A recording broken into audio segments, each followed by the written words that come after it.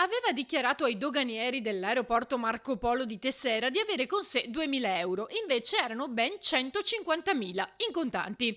Così i funzionari dell'Agenzia delle Dogane hanno controllato, in collaborazione con i militari delle Fiamme Gialle, il bagaglio di un cittadino italiano. Grazie al fiuto del cane della Guardia di Finanza, addestrato a riconoscere le banconote, è stato trovato altro denaro nel bagaglio a mano, ovvero la consistente somma di 150.000 euro in contanti, cifra destinata, secondo quanto affermato, all'acquisto di diamanti presso la Fiera dell'Oro a Hong Kong. Così sono stati sequestrati quasi 72.000 euro come garanzia della sanzione che sarà erogata dal Ministero dell'Economia. Inoltre, essendo l'importo rinvenuto superiore a 40.000 euro, il passeggero non ha potuto avvalersi del pagamento immediato di una sanzione ridotta.